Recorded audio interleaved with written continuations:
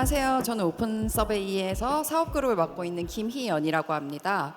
그래서 오늘 저는 이제 뒤쪽에 실제로 기업 내에서 UX 리서치를 하고 계시는 분들을 모시기 전에 UX 리서치와 사실 정량 리서치에 대해서 여러분들과 한번 조금 이야기를 나눠보려고 합니다. 그래서 제가 이제 본론으로 들어가기 전에 잠시만요. 네, 본론으로 들어가기 전에 여기 오신 분들이 사전에 저희 사전 설문을 다 응답해 주신 걸로 알고 있어요. 그래서 아마 응답을 하신 분도 계시고 안 오신 분들도 계실 텐데 UX나 UX 리서치를 하고 계시거나 혹은 제품 개발을 하거나 디자인을 하고 계시는 분들이 어떤 질문을 어떤 궁금증을 가지고 있는지를 제가 모아왔습니다. 그래서 여러분들이 되게 많은 질문들을 남겨주셨는데 공통적으로 이런 질문들을 제가 좀 공통으로 뽑을 수 있을 것 같아요.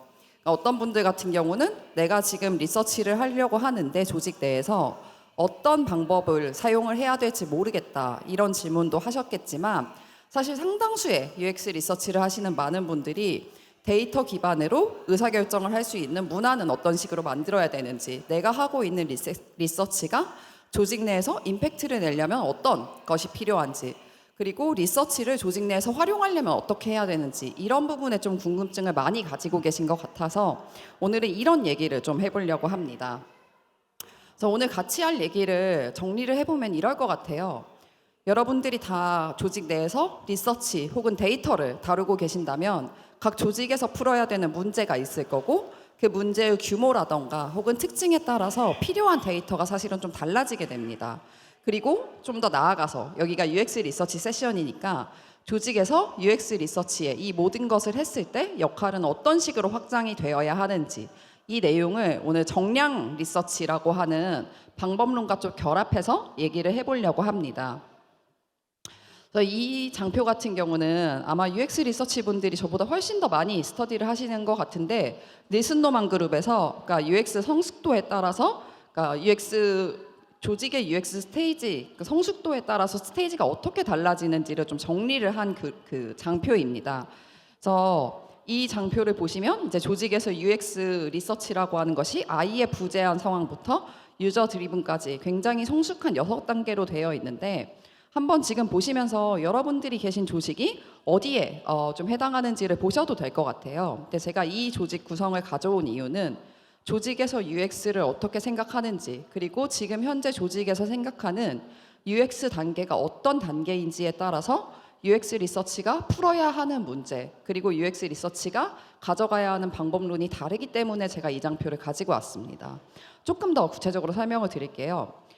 조직에서 총 6개의, 그러니까 닐슨 노만에 따르면 6개의 그 UX 리서치, 어떻게 보면 UX의 성숙도를 6단계로 나눌 수 있다고 얘기를 하는데, 이 단계별로 해결해야 하는 문제가 사실 조금 다릅니다. 그래서 앞에 2개, 그러니까 앱센트와 리미티드, 어떻게 보면 조직 내에서 UX 리서치가 없거나 혹은 그 역할이 굉장히 제한된 이 단계 같은 경우는, 이 단계에서는 조직 내 UX 리서치가 이제 부재한 상황이고, 그 뒤에 단계, 그러니까 이머전트 단계부터는 사실 조직 전사에서 UX 리서치가 존재를 하는 것이 아니라 팀별로, 어떻게 보면은 보통 이제 초기 스타트업 같은 경우는 디자인이라던가 제품 기획하시는 분들이 리서치를 같이 하고 계시잖아요.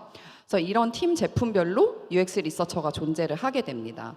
근데 여기에서 UX라는 것이 좀 구조화되고 더 통합되고, 그리고 유저 자체가 조직의 모든 의사결정을 이끄는 단계로 가게 되면 조직에서 UX 리서치라고 하는 부서가 사실은 별도로 생기게 돼요. 어떻게 보면 UX 리서치가 굉장히 센트럴라이즈드 된, 그러니까 인터그레이티드 되고 이런 단계로 간다는 의미이죠. 그래서 이 각 단계별로 리서치가 어떤 식으로 작용을 하게 되냐면, 리서치가 부재를 하거나 팀 안에서 개발이나 기획이나 이렇게 하시는 분들 같은 경우는 리서치가 이벤트로 작용을 하는 반면에, 리서치가 조직 내에서 통합되고 어떻게 보면 중앙화되면 될수록 리서치가 전체 의사결정에서 하나의 프로세스로 자리를 잡게 됩니다. 그리고 나서 이런 조직 구조에서 사실은 리서처들에게 어떻게 보면 유저에게, 정확히 말하면 유저에게죠. 유저에게 풀기를 바라는 문제, 해결하기는 바라는 문제도 사실 조금 다릅니다. 앞 단계의 조직 같은 경우는 사실은 이런 질문들이 많이 나와요. 이 질문이 뒷단계에서 나오지 않는 건 아니지만 앞단계에 있는 아직 UX가 성숙하지 않은 조직에서는 질문의 상당수가 이런 질문으로 이루어지게 됩니다. 우리 지금 커머스 하고 있는데 사람들이 장바구니에 물건을 담는 것까진 괜찮아. 근데 거기에서 주문이 안 이루어지고 이탈이 생기네. 사용자들이 우리가 생각하지도 못했던 기능을 사용을 하고 있는데 이 사람들이 이 기능을 왜 쓰는지 모르겠어. 이런 질문들이 초기 그 UX가 조금 성숙하지 못한 조직에서는 굉장히 많은 질문에 많은 비중을 차지를 합니다. 근데 이 질문을 저희가 한번 보면 우리가 한 행동, 우리가 개발한 제품이라던가 우리가 기획한 제품에 대한 이유를 파악하는 거예요. 그러니까 우리가 뭔가를 만들었고 그에 대해서 사람들이 어떤 반응을 했는데 그 반응이 왜 이렇게 나타났지? 초기 단계는 그렇기 때문에 리서치가 결과에 대한 이유를 파악하는 데 집중을 한다라고 하면 조직에서 UX가 성숙하면 성숙할수록 조금 더 예측적인 질문에 답을 하기를 요구를 받습니다. 예를 들어서 이런 거겠죠. 이제 많은 조직에서 되게 궁금해하는 내용인데 우리 세그먼트, 우리 고객들 중에서 리스크 가지고 있는 고객층은 어디야? 우리 이탈할 것 같은, 빠져나갈 것 같은 고객층은 어디야? 우리한테 아직 전환되지 않은 잠재 고객들이 가지고 있는 니즈, 그 사람들이 기대하고 있는 기능이나 서비스는 뭐야?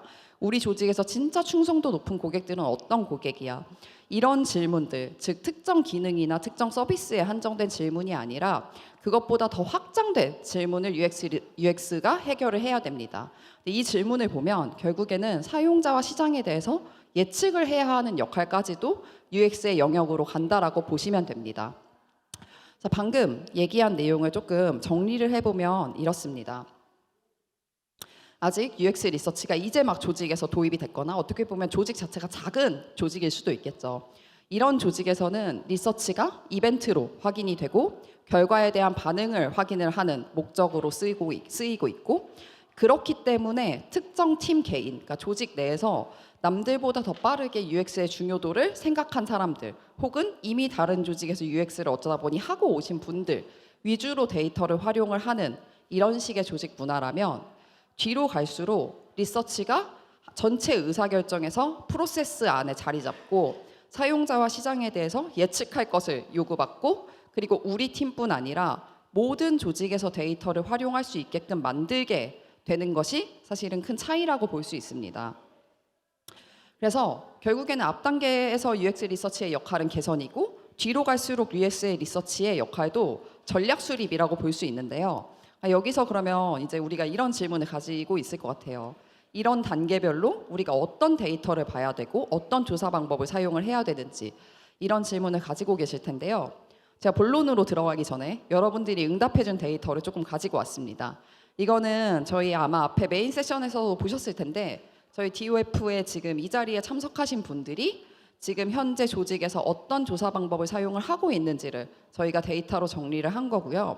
이제 정량적인 데이터를 읽을 때 한 가지 여기에서 팁을 드리자면 정량적인 데이터를 볼 때 가장 중요한 것은 집단 간의 비교입니다. 어떤 의미냐면 지금 전체 막대 그래프 같은 경우는 DOF에 오신 모든 분들이 응답한 거고 어쨌든 리서치를 하시는 분들은 UX 리서처건 아니면 뭐 다른 직무건 간에 정성조사와 정량조사를 결합한 호남 리서치를 가장 많이 사용을 하시는데 정성조사를 활용을 한다라고 응답한 비율을 보시면 저 회색 동그라미가 우리가 되게 전통적인 기업에서 전략 파트를 담당하고 있거나 마켓 인텔리전스라고 얘기를 하고 있는 MI팀에서 이제 소비자 조사를 하시는 분들의 응답이에요.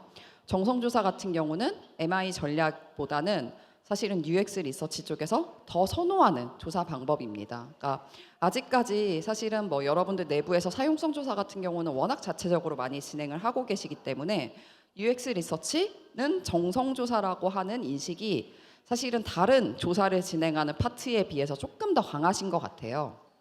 그리고 실제로 제가 이제 이걸 준비를 하면서 여러 가지 UXR 리크루팅을 봤는데 국내 UX 리서치의 채용 공고에서 정성조사, Y, 인터뷰 진행 경험 등 이런 키워드가 사실은 되게 빠지지 않고 나와요. 결국에는 아직까지 국내 UX 리서치 같은 경우는 정량조사보다는 정성조사가 조금 더 메인이고, 제가 왜 사용자 조사에서 정성조사를 더 많이 할까를 생각을 해보면 결국에는 우리가 앱 서비스를 가지게 됨으로써 우리 안에 있는 숫자적인 데이터가 사실 너무 많아서인 것 같아요. 내부에 너무 많은 로그 데이터를 전사해서 다 같이 공유를 하니까 사용자들한테 우리가 굳이 숫자적인 정량적인 데이터를 봐야 되나? 어차피 우리 행동 데이터로 다 있는데, 이런 좀 의문을 가지시는 제가 고객사들을 좀 많이 본 것 같아요. 근데 사실은 정성 리서치와 정량 리서치는 그 역할과 이 리서치가 해줄 수 있는 일에서 굉장히 큰 차이가 있습니다. 그래서 의사결정 단계로 본다면 단계적으로 각 리서치 방법을 사용하는 단계도 좀 달라져야 되는데요.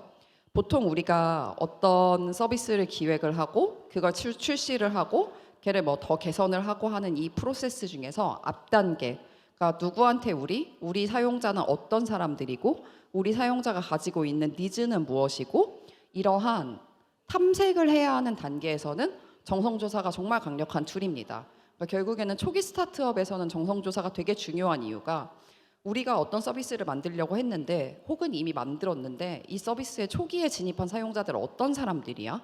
어떤 사람들이 무엇 때문에 우리 서비스를 써라는 것이 사실 초기 단계에서는 가장 중요하고 모두가 다 가져가는 질문이에요. 그래서 이 단계에서는 사실 정성조사가 굉장히 유용한 조사 방법입니다.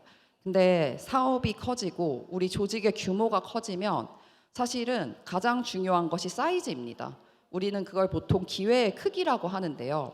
결국에는 우리가 조직이 커지고 서비스가 커지면서 앞으로 우리는 얼마나 더 커져야 돼? 혹은 우리가 다른 브랜드에 비해서 사람들이 되게 뎁스 있게 좋다가 아니라 우리 브랜드 좋아하는 사람들이 얼마 정도인데 경쟁 브랜드를 좋아하는 사람은 얼마 정도니까 우리는 경쟁 브랜드를 더 가지고 올 수 있어 없어라고 하는 질문을 대답하는 것이 필요할 때 정량조사가 굉장히 중요해집니다. 결국 정성조사의 핵심은 사람을 이해하는 것이고, 정량조사 같은 경우는 사실 각각의 소비자가 아니라 우리가 가지고 있는 전체의 기회를 측정을 하는데 굉장히 유용한 조사 방법이라고 보시면 됩니다.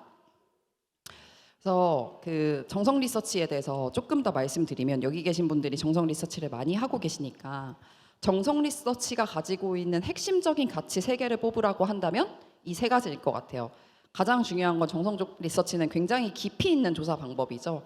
하나의 사용자에 대해서 그 사용자가 어떤 액션을 하고 우리 서비스를 좋아하고 선택한 이유와 맥락에 대해서 되게 뎁스 있게 파고드는 것이 정성 리서치이고, 그리고 그 과정 속에서 우리가 미처 몰랐던 것을 사실은 발굴을 할 수도 있습니다.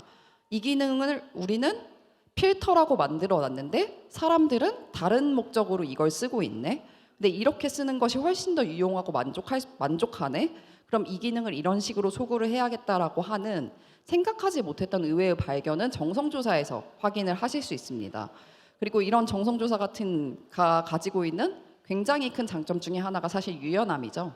그 조사를 진행을 하면서 사람들의 응답에 따라서 우리가 지금 집중해야 할 것이 A가 아니라 사실은 A-였네, B였네라는 걸 아는 순간 사실 빠르게 방향을 바꿀 수 있습니다.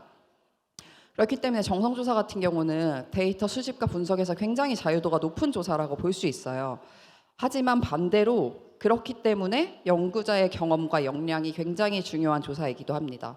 똑같은 데이터를 가지고 숙련된 연구자와 숙련되지 않은 연구자가 뽑아낼 수 있는 인사이트가 사실은 매우 다르다라고 보시면 돼요.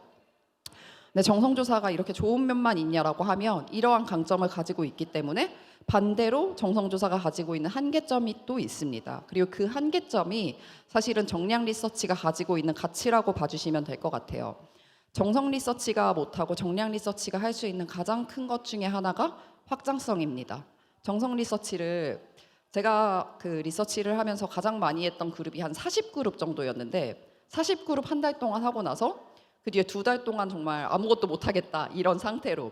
근데 이제 내부에서 UX 리서치를 하시는 분들 같은 경우는 볼 수 있는 그룹이 훨씬 더 적겠죠. 우리는 10명의 소비자를 가지고 정성 리서치 같은 경우는 10만 명, 100만 명 혹은 1000만 명의 소비자들에 대해서 의사결정을 해야 하는데 우리의 고객 수가 넓어지면 넓어질수록 사실 일 방법은 정확하게 워킹하지 않을 가능성이 높습니다. 확장성에서 문제가 있고요.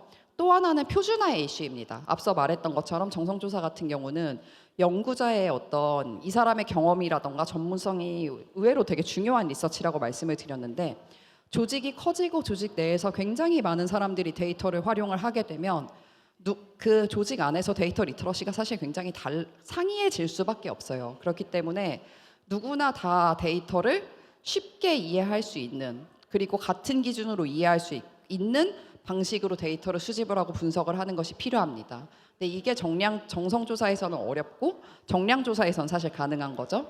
마지막으로 우리가 이거를 실험으로 본다면 사실은 반복 측정이 되느냐의 여부인데, 비교할 수 있는지도 사실 굉장히 중요합니다. 데이터는 저희가 이전 세션도 그렇고 뒤에서 말씀드렸던 것처럼 데이터는 쌓아서 비교를 할 때 진짜로 그 가치가 커지는데, 정성조사 같은 경우는 이런 비교가 어려워요. 할 때마다 연구자의 주관이 들어갈 수밖에 없는 조사이기 때문에. 그래서 결국 시점이라던가 특정 집단 간에 일관되게 비교를 할 수 있을 때 이것들이 조직에서 데이터의 중요도가 커지고 조직이 되게 커지면서 중요해지는 문제이고, 그렇기 때문에 조직에서 UX 리서치가 성숙하면 성숙할수록 사실은 정량조사의 중요도가 증가한다라고 봐주시면 될 것 같습니다. UX 조직에서 어떤 정량 데이터가 필요할지를 조금 보면, 지금 10분밖에 안 남았기 때문에 제가 뒤에 좀 더 중요한 얘기가 있어서 좀 빠르게 넘어가겠습니다. 앞 단계 같은 경우는 일반적으로 사용자의 경험을 되게 일회적으로 측정을 하시죠. 그러니까 우리가 어떤 기능 나왔는데 사용자들이 이 기능 잘 안 쓰는 것 같아. 그럼 그냥 만족도 물어보시죠. NPS 물어보고 왜 만족하지 않으세요? 근데 이게 굉장히 일회적인 이벤트로 끝납니다. 근데 성숙한 조직 같은 경우는 사용자 경험을 체계적으로 측정하고 관리할 수 있도록 데이터의 일종의 조직의 데이터 프레임을 만듭니다. 그리고 이와 덧붙여서 앞서 말씀드렸던 것처럼 유저가 전체 그 전략을 이끌어 나가는 상황이 되면 전략 도출을 위해서 활용할 수 있는 데이터까지도 UX 리서처의 영역이 됩니다. 그게 정량조사가 할 수 있는 부분이고요. 그래서 아까 앞에서 두 가지를 말씀드렸는데, 결국에는 사용자의 경험을 측정할 수 있는 데이터와 전략에서 활용할 수 있는 데이터를 정량조사로 볼 수 있다라고 말씀을 드렸는데, 목적별로 이런 질문이 좀 할 수 있을 것 같아요. 전략 도출 같은 경우는 첫 번째 키노트 세션에서 말했던 것처럼 우리가 가설을 정해놓고 그 가설을 검증할 수 있는 답들을 찾아나가는 질문들로 구성이 됩니다. 커머스 시장으로 우리 아직 커머스 서비스를 제공하지 않는데 서비스를 확장하고 싶어 라고 한다면 이제 이런 식의 질문들이 있겠죠.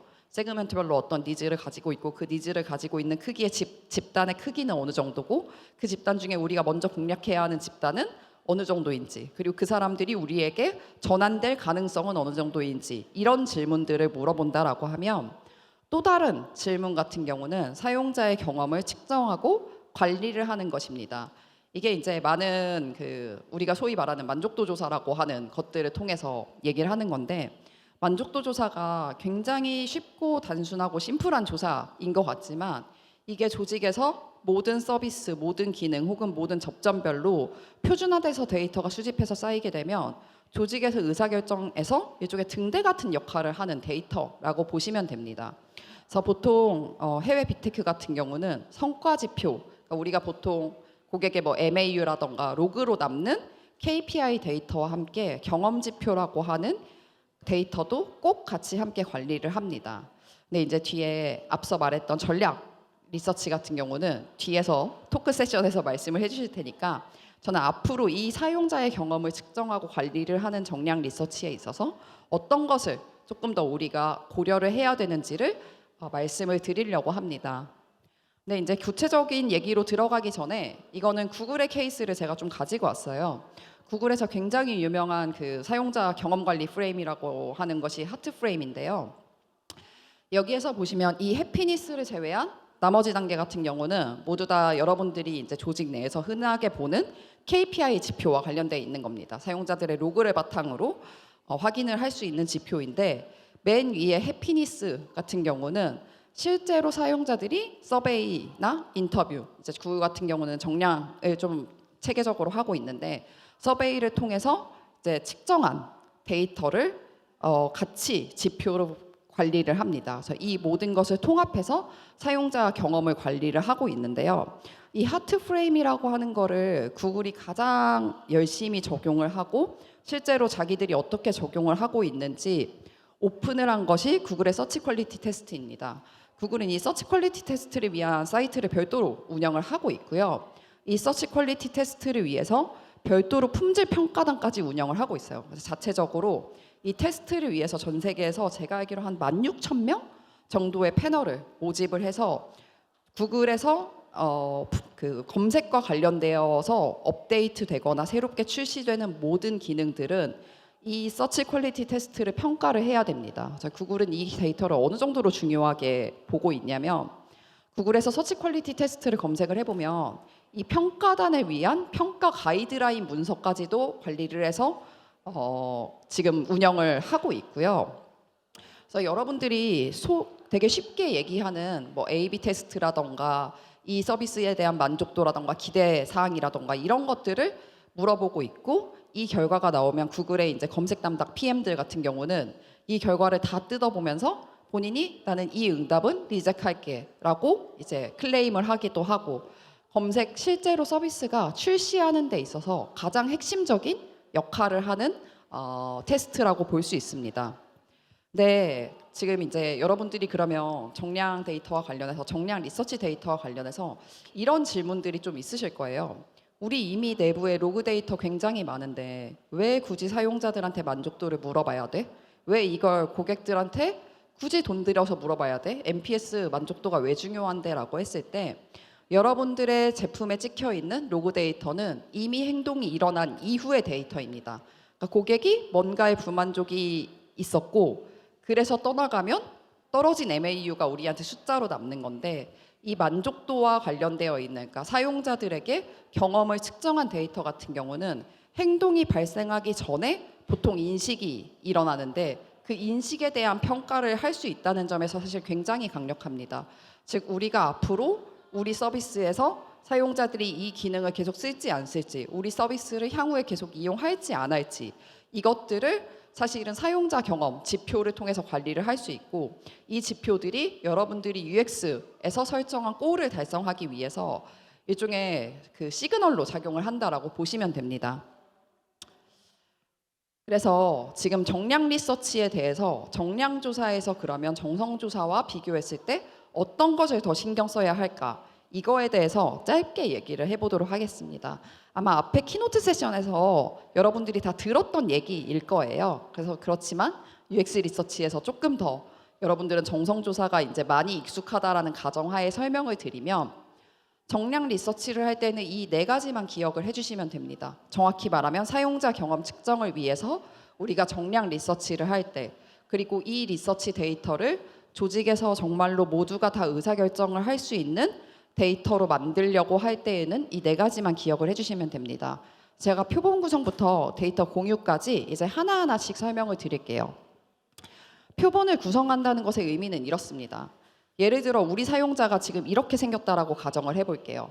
우리 사용자가 이렇게 생겼다라고 가정을 한다면 정량조사의 표본은 이런 식으로 생겨야 합니다. 우리 사용자가 생긴 모습, 그러니까 우리 사용자가 제가 모습이라고 했지만 보통은 우리 사용자의 성별, 연령, 구성비 혹은 우리 서비스 이용 빈도 이런 데모 특징 혹은 서비스 이용 특징을 그대로 반영해서 그걸 축소해서 정량조사를 표본을 구성을 하는 것이 정량조사에서는 굉장히 중요합니다. 이렇게 데이터를 수집을 해야 우리 서비스를 진짜로 사용하는 사람들이 대표할 수 있다라고 얘기를 할 수 있어요. 예를 들어 어떤 커머스 앱이 40대가 주로 이용하는 커머스인데 커머스 앱의 만족도를 물어볼 때 40대와 20대가 응답한 비율을 동일한 가중치로 두고 보는 건 사실 말이 안 되죠. 우리 고객은 40대가 훨씬 더 중요하기 때문에 40대의 의견이 20대의 의견보다 더 큰 가치, 가중치를 가질 수 있게 설계를 해야 됩니다. 이게 정량조사의 표본 구성이고요. 그에 비해서 정성조사는 이렇게 생겼죠. 사실 정성조사는 극단적으로 얘기를 해서 KTX를 이용하고 있는 고객 집단 중에 정성조사에서 타겟하는 그룹과 오픈 서베이의 데이터 스페이스를 이용하고 있는 고객을 타겟하는 그룹이 완전히 동일하게 구성이 될 수도 있습니다. 왜냐하면 내가 특별히 더 관심 있는 타겟 집단만 보는 것이 정성조사이기 때문이죠.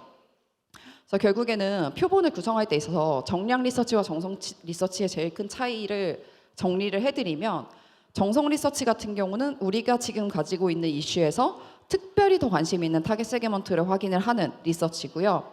정량 리서치, 사용자 경험을 측정하고 관리하기 위한 정량 리서치 같은 경우는 사용자의 특징을 그대로 반영할 수 있는 조사 집단을 구성하는 개념이라고 보시면 됩니다.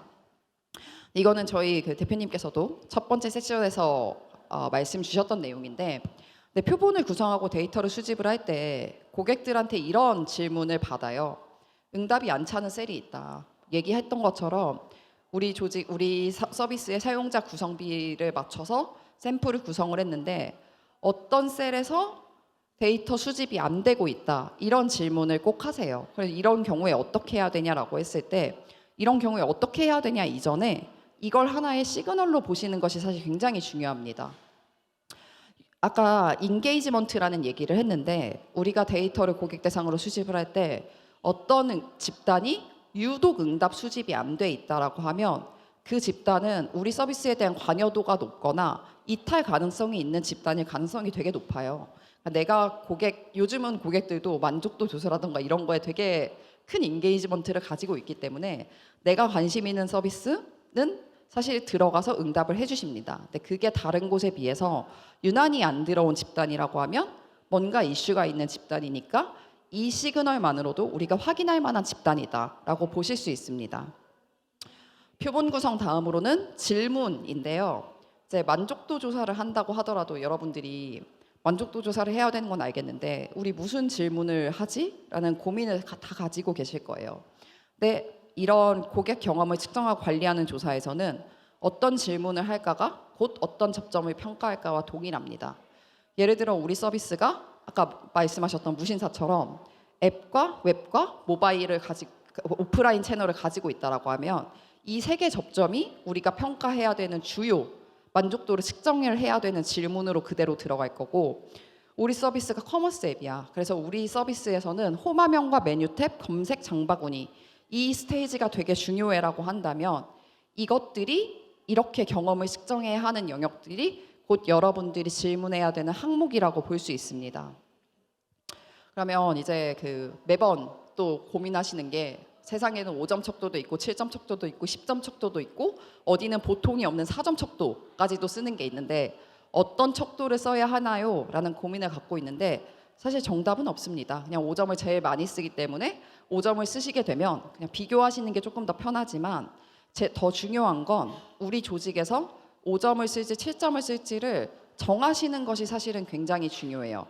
예를 들어 우리가 A 서비스를 런칭을 했을 때 5점 척도를 써서 만족도가 서비스 런칭 전에 만족도 혹은 서비스 런칭 후에 만족도를 평가를 했더니 만족한 사람들의 비율, 그러니까 소위 말하는 탑2 만족도와 매우 만족한 사람의 비율이 80%로 나왔는데 그 뒤에 B 서비스를 런칭을 할 때 동일한 데이터를 7점 척도로 써서 탑2%가 50%가 나왔다라고 하면 이 결과가 지난번 결과에 비해서 좋은 결과인가요, 나쁜 결과인가요를 비교를 할 수 없습니다. 앞서 말씀드렸던 것처럼 데이터를 조직에서 같은 기준으로 데이터를 쌓고 비교를 하기 위해서라도 동일한 척도를 사용을 하시는 것이 사실 매우 중요합니다. 그래서 거기에다가 하나 더 말씀을 드리면 결국에는 만족 같은 경우는 사람들이 평가를 한 거고 우리가 그 평가에 대해서 어떤 개선점을 발견을 하려면 꼭 주간식 문항 한 문항 정도는 응답을 같이 받으시는 것을 추천드립니다. 그래서 여러분들이 저희 아까 대표님 세션에서도 보셨을 텐데 만약에 이렇게 질문과 분석하는 것이 두렵다면 미리 만들어진 사실 설문셋을 사용을 하셔도 됩니다. 오픈 서베이는 가이디드 솔루션이라고 하는 솔루션을 가지고 여러 가지 측면에서 경험을 측정할 수 있는 솔루션을 제공을 하고 있고, 그리고 이제 주요 고객사들과 함께 고객사에 맞춤, 그러니까 A 기업이면 A 기업에 적합한 커스텀 가이디드 솔루션까지도 저희가 이제 제공을 할 예정이라 이런 식으로 서비스를 사용을 하시는 것도 가능합니다. 다음으로 자동화인데요. 자동화가 중요한 이유는 사실 앞서 케이스 스터디에서도 되게 많이 보셨을 것 같아요. 자동화가 중요한 이유는 데이터는 무조건 많이 쌓을수록, 그러니까 같은 기준으로 많이 쌓을수록 데이터의 가치가 올라가기 때문입니다. 그러니까 우리가 데이터를 꾸준히 쌓는 게 중요한데 꾸준히 쌓으려면 여러분들이 매번 조사할 때마다 하나씩 다 데이터를 수집을 하고 그 모든 과정을 일일이 다 하게 되면 절대로 많은 데이터를 쌓을 수가 없어요. 그래서 자동화는 사실은 지속적인 데이터 수집, 어떻게 보면 아까 스타벅스도 리서치 4명이 뭐 몇십만 건 응답을 수집을 하고 있고 무신사도 3분이서 그걸 하고 있다고 하는데 그게 가능하려면 데이터 수집에서 자동화를 사실 구축을 하셔야 합니다. 그리고 더 나아가서 이 자동화를 구축을 할 때에는 보통은 뭐 프레이즈, 앰플리튜드 혹은 어떤 조직 같은 경우는 세일즈포스 같은 이런 CRM 툴과 같이 연동해서 자동화를 하시는데요. 단순히 자동적으로 설문을 발송하는 것뿐만이 아니라 CRM 데이터와 결합해서 데이터를 분석을 하실 수 있도록 구축을 하는 것이 매우 중요합니다.